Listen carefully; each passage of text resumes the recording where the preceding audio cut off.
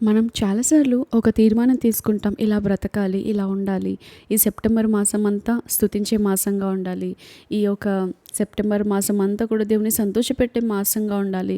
ఈ సెప్టెంబర్ మాసం అంతా నా సమస్యలని సమాధి చేయబడాలి, ఒక సాక్ష్యం పొందుకోవాలి అని మనం అందరం ఆశపడతాం, తీర్మానం తీసుకుంటాం. ఇలా సాక్ష్యం పొందుకోవాలంటే స్తుతించాలి, నేను ఇది జయించాలంటే ఎక్కువ ప్రార్థించాలి, లేకపోతే ఈ నెల అంతా నేను ఎక్కువగా బైబిల్ చదవాలి, వాక్యాలు ఎక్కువ వినాలి, నా విశ్వాసాన్ని పురిగొల్పుకోవాలి, నేను విశ్వాసంలో ఎదగాలి అని అన్ని తీర్మానాలు తీసుకుంటాం మంచిగానే.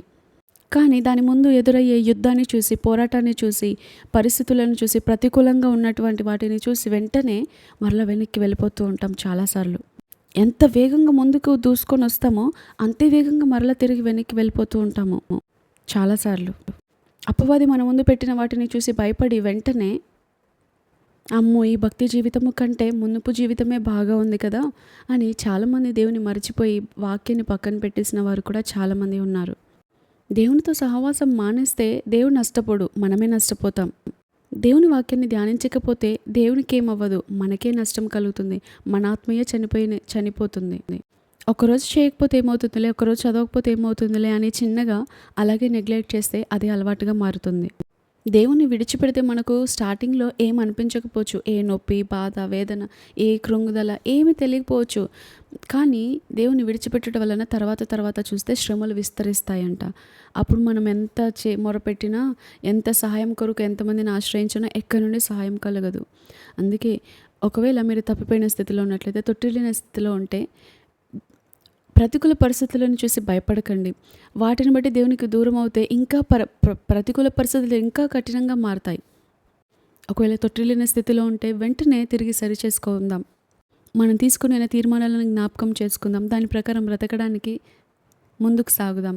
మనకిలాగే ఒక సైన్యాధిపతి కూడా తన ప్రక్క దేశంపై ఉన్నటువంటి సైనికులతో అతడు ముందుకు సాగుతాడు, దండెత్తుతాడు. వారి ఊరిలో మార్గంలో ఒక వంతెన ఉంటుంది. అది 2 దేశాలను కూడా వేరుపరిచేది. ఆ రోజుల్లో యుద్ధం చాలా తీవ్రంగా జరుగుతున్నప్పుడు సైనికులందరూ భయపడతారు. భయపడి వెనుతీసి ఆ వంతెన మీద నుండి పారిపోతూ ఉండేవారు. సైన్యాధిపతి మరలా తన సైన్యం అంతటిని మరలా సమకూర్చుకొని యుద్ధానికి మరలా తీసుకొని వెళ్ళేవాడు. ఈసారి కూడా సైనికులు పూర్ణ బలంతో యుద్ధం చేయడానికి ముందుకొచ్చారు. కానీ మరలా శత్రువులు తరిమిన వెంటనే మరలా ఆ వంతెన మీద నుండి మరలా ఇంటికి పారిపోయేవారు. మరలా ఈ సైన్యాధిపతి వెళ్ళి చివరిసారిగా ఈ సైనికులందరినీ మరలా తీసుకొని వస్తాడు. ఆ యుద్ధంలో ముందు పెడతాడు. ఈసారి ఏం చేస్తాడంటే, తన సైనికులు యుద్ధం చేస్తున్నప్పుడు సైన్యాధిపతి వచ్చి బాంబు పెట్టి ఆ వంతెనంతటిని పూర్తిగా పడగొడతాడు. ఎందుకంటే ఆ వంతెన ఉన్నంత వరకు కూడా తన సైనికులు పిరికివారుగానే ఉంటున్నారు. వెనక తీసి వెంటనే మరలా శత్రువు తరిమినప్పుడు వెంటనే పారిపోయేవారుగానే ఉంటున్నారు. కాబట్టి నా సైనికులు ఎప్పుడు కూడా ఇలా పారిపోయే మనసుతో ఉండకూడదు. నా సైనికులు యుద్ధవీరులుగా ఉండాలి, భయపడని వారిగా ఉండాలి అని చెప్పి యుద్ధం తీవ్రంగా జరుగుతున్నప్పుడు ఈ వంతెన పడత్రోయబడిందని ఈ సైనికులు చూస్తారు.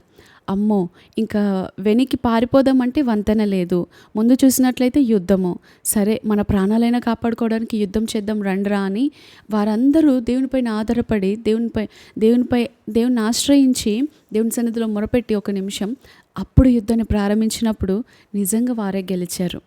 మనం కూడా చాలాసార్లు ఇలాగే చేస్తాం కదా, నా బలం ఎంతుందిలే అని అపవాది చేసే కుట్రలకి, అపవాది తలంచే ప్లాన్స్కి, అపవాది వేసే అగ్నిబాణాలకి వెంటనే మనం పారిపోయే వారంగా ఉంటాం.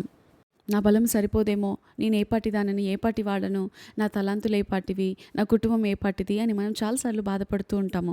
నేను చేసే ప్రార్థన దేనికి సరిపోతుంది, నేను చేసే స్తుతి వలన ఏం కలుగుతుంది అని ప్రతిదాన్ని చిన్న చూపు చూస్తూ ఉంటాము. కానీ దానివల్లనే గొప్ప కార్యం జరుగుతుంది. మనం ఏదైనా చేయగలుగుతామని మనం చాలాసార్లు మర్చిపోతూ ఉంటాం. మనం చేయలేకపోవచ్చు, కానీ మనలో ఉన్న దేవుని ఆత్మ మనలను చేయనట్లు బలపరుస్తాడు. గిద్యోను కూడా పిరికివాడిగా గోధుమలను దుల్లగొట్టుకుంటూ ఉన్నాడు అక్కడ దాక్కొని మరి భయముతో. కానీ దేవుడు వచ్చి పరాక్రమ గల బలార్జుడా అని అంటాడు. అప్పుడు నేనేనా నువ్వు అన్నమాట సరిగ్గేనా, అసలు నన్నేనా, నువ్వు పొరపాటున వచ్చావేమో, పొరపాటున మాట్లాడుతున్నావేమో అని అనుకొని ఉంటాడు గిద్యోను. ఎందుకంటే తను పిరికివాడని తనకు తెలుసు. తను చూసుకునేదంతా ఏంటి, నేను పిరికివాణ్ణి, నేను ఇంతే, ఈ ఒక్క పూటకి నా కుటుంబాన్ని పోషించడానికి గోధుమలను దుల్లగొట్టుకొని వాటిని పిండి చేసుకొని రొట్టె చేసుకొని తింటే చాలు అని ఆ చిన్నదాని గురించి ఆలోచిస్తున్నాడు. ఆ చిన్న జీవితాన్ని గురించి ఆలోచిస్తున్నాడు. కానీ దేవుడొచ్చి ఏమన్నాడు? అతనిలో ఉన్న సామర్థ్యం ఏంటో అతనికి గుర్తు చేస్తున్నాడు.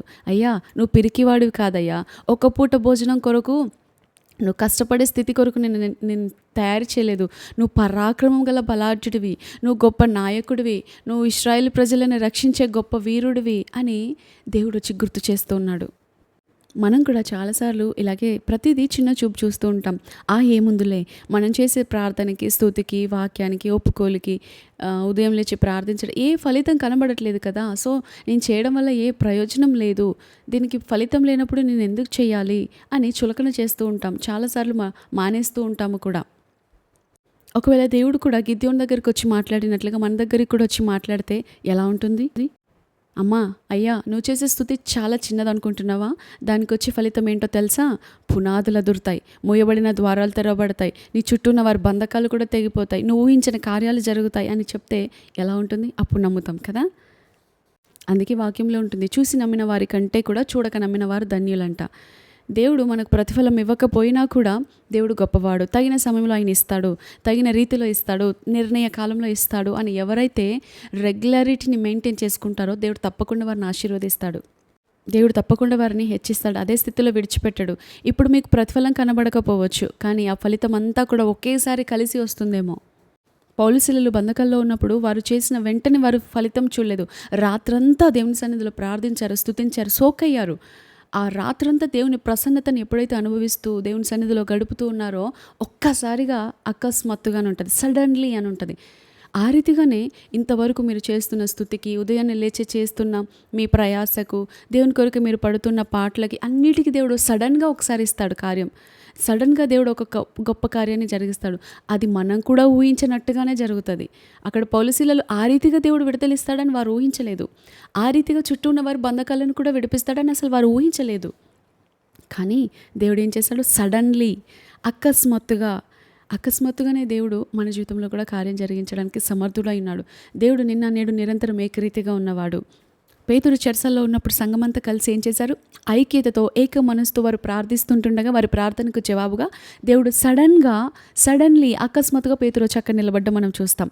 అంత మాత్రమే కాదు, దానియేలుని మనం చూసినట్లయితే అతడు 21 రోజులు కూడా ఉపవాసం ఉండి ప్రార్థించినప్పుడు దేవుడు మొదటి రోజు జవాబు ఇచ్చేశాడంట. మరి ఎందుకు 21 రోజులు ఉపవాసం ఉండాల్సి వచ్చింది? అతడి జవాబు పొందుకోవడానికి, స్వతంత్రించుకోవడానికి, అతని జవాబు అతని కళ్ళ ముందు కనబడడానికి, అతడు అడిగింది అతడు చూడడానికి, అతడు పొందుకోవడానికి, అతని దగ్గరికి రావడానికి 21 రోజులు తీసిందంట. హల్లెలూయా. కానీ దేవుడు అక్కడ అన్యాయంగా ప్రవర్తించలేదు. దేవుడు నమ్మదగిన దేవుడు. మనం ప్రార్థించిన మొదటి రోజు దేవుడు విన్నాడంట. మనం ప్రార్థించిన మొదటి రోజు దేవుడు ఆల్రెడీ జవాబు ఇచ్చేసాడంట. కానీ అది పొందుకోవడానికి 21 రోజులు పట్టింది. ఈరోజు మీరు కూడా ప్రార్థిస్తున్నప్పుడు ఉదయం లేచి ప్రార్థించడం వలన, స్తుతించడం వలన, వాక్యాన్ని ఒప్పుకోవడం వలన దేవుడు ఆల్రెడీ ముందే ఇచ్చేశాడు జవాబు. దేవుడు ఆల్రెడీ విడుదల ఇచ్చేశాడు. దేవుడు ఆల్రెడీ మీకు మీ ప్రార్థనలకు అన్నిటికీ ప్రార్థనలకు జవాబులు ఇచ్చేశాడు. కానీ ఎక్కడో అడ్డుకుంటుంది, ఎవరో అడ్డుకుంటున్నారు. అదే అపవాది. మనం చేసేది ఇక్కడ ఏంటంటే పొరపాటు, దేవుడు ఇవ్వలేదని మానేస్తూ ఉంటాము. దానియేలు అక్కడ అది చేయలేదు. దానియేలుని చూసి నేర్చుకోవాల్సిన మంచి పాఠం ఇదే. వచ్చేంత వరకు కూడా అతడు మొరపెడుతూనే ఉన్నాడు, పట్టుదల కలిగి ప్రార్థిస్తూనే ఉన్నాడు. నాకు ఇచ్చినందుకు వందనాలు అని దేవుని స్తుతిస్తూనే ఉన్నాడు. దానియేలంట ముమ్మారు దేవుని స్తుతించేవాడంట. ఆయన స్తుతి వీరుడు, ప్రార్థన యోధుడు. మనం కూడా ఆ రీతిగా ఉండాలి. దేవుడు ఆల్రెడీ ముందే ఇచ్చేశాడు. కానీ ఆ జవాబు అపవాది పట్టుపెట్టుకొని ఉన్నాడు. పొందుకునేంతవరకు ప్రార్థించి అకస్మాత్తుగా దేవుడు గొప్ప కార్యం జరిగించాడు. పొందుకున్నాడా లేదా జవాబు? పొందుకున్నాడు. ఈరోజు మనమైతే నిరాశపడుతూ ఉంటాము. అయ్యో, నా ప్రార్థనకి జవాబు రాలేదేంటి, దేవుడు వినలేదేమో, దేవుడు ఈ ప్రార్థన అంగీకరించలేదేమో, దేవుడికి నేను అడిగింది ఇష్టం లేదేమో, దేవునికి ఇవ్వడం ఇష్టం లేదేమో, దేవుని చిత్తము కాదేమో అనుకుంటూ ఉంటాం. కాదు, మనం వెయిట్ చేయాలి. దేవుడు ఆల్రెడీ ముందే ఇచ్చేశాడు. దేవుడు ఆల్రెడీ జవాబు ముందే పంపించేశాడు దానియేలుకి. కానీ పొందుకునేంత వరకు దేవుని సన్నిధిలో వేచి ఉన్నాడు, కనిపెట్టాడు. ఇంకా దాని నిమిత్తం ప్రార్థిస్తూనే ఉన్నాడు. నువ్వు ఇచ్చినందుకు వందనాలని స్తుతిస్తూనే ఉన్నాడు. మనం కూడా అది నేర్చుకోవాలి. ఈరోజు ఈ వాక్యం వింటున్న నీవు సేవకుడు కావచ్చు, లేదా విశ్వాసివి కావచ్చు, లేకపోతే అల్ప విశ్వాసి కావచ్చు, లేదా ఇప్పుడే దేవుని తెలుసుకుంటున్న వ్యక్తివి కావచ్చు. సంపూర్ణంగా మనం ఎప్పుడైతే ప్రభుకు సమర్పించుకొని, దేవా నీవు నా జీవితంలో కార్యం జరిగించడానికి సమర్థుడవని నమ్ముతున్నాను అని ఎప్పుడైతే మనం ఆయనపై భారం వేస్తామో, ఆయన నమ్ముతామో, ఆయన తప్పకుండా కార్యాలు జరిగిస్తాడు. మనం మరల వెనుతిరిగి చూసేవారుగా ఉండకూడదు. అందుకే వాక్యం లూకాసు సువార్తలో ఒక మాట ఉంటుంది. యేసుప్రభు వారు అంటారు, నాగటి మీద చేయి పెట్టి వెనక తట్టు చూచువాడెవడు దేవుని రాజ్యానికి పాత్రుడు కాడంట. ముందేమో నమ్ముతున్నామని చెప్పి తర్వాత అమ్మో దేవుడు చేస్తాడో లేదో అన్న అవిశ్వాసం మాటలు మాట్లాడితే దేవుడు చెయ్యడు. అందుకే యాకోబు పత్రికలో కూడా ఒక మాట ఉంటుంది, 1వ అధ్యాయం 6వ వచనంలో, అయితే అతడు ఏమాత్రమును సందేహింపక విశ్వాసంతో అడగవలెను, సందేహించువాడు గాలిచేత రేపబడి ఎగిరిపడు సముద్ర తరంగమును పోలియుండును. అట్టి మనుషుడు ద్విమనస్కుడై తన సమస్త కార్యములయందు అస్థిరుడు కనుక ప్రభు వలన తనకేమైనా దొరుకునని తలంచుకొనరాదు. మనం అడిగేటప్పుడు విశ్వాసంతోనే అడుగుతాం, కానీ దేవుడు ఆలస్యం చేసిన వెంటనే మనలో అవిశ్వాసం ప్రారంభమవుతుంది. ఆ సమయంలో మనం పలకవలసిన మాటలు, నా దేవుడు తప్పకుండా జరిగిస్తాడు, నా దేవుడు తప్పకుండా కార్యం జరిగిస్తాడు, భూమి ఆకాశములను సృజించిన యెహోవా నామం వలన నాకు తప్పకుండా సహాయం కలుగుతుంది అని మనం పలుకుతుండాలి. మన విశ్వాసం దిగజారిపోతున్నప్పుడు, మనలో అవిశ్వాసం ప్రారంభమవుతున్నప్పుడు అలాగే చూస్తూ ఊరుకున్నాం అనుకోండి, అపవాది తాండవం చేస్తూ ఉంటాడు. అపవాది ఇంకా అనేక పోరాటాలను తీసుకొస్తూ ఉంటాడు. అపవాది ఇంకా అనేక నెగిటివ్ వర్డ్స్ మాట్లాడడానికి ప్రేరేపిస్తూ ఉంటాడు.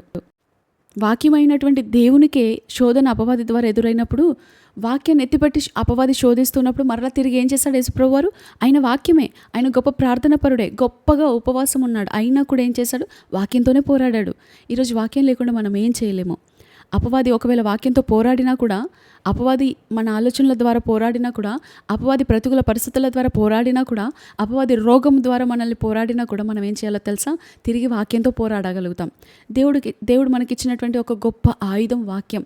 కాబట్టి ఒకవేళ అపవాది తీసుకొచ్చే అవిశ్వాసానికి లోను కాకుండా ఈ వాక్యాల ద్వారా మనం పోరాడగలుగుతాం. అవిశ్వాసం ప్రారంభం అవుతుంది అని అర్థం అవ్వగానే వెంటనే భూమి ఆకాశం సృజించిన యెహోవా నామం వలన నాకు సహాయం కలుగుతుంది, నా దేవుడు నా పక్షాన పోరాడతాడు, నా దేవుడు నాకు తప్పక కార్యం జరిగిస్తాడు, నిశ్చయంగా నా ఆశభంగము కానేరదు అని మనం ఇలాంటి వాక్యాలను పలికినట్లయితే దేవుడు మన జీవితంలో కలుగజేసుకుంటాడు. దేవుడు మన విశ్వాసాన్ని గణపరిచే దేవుడు అంట. హల్లెలూయా.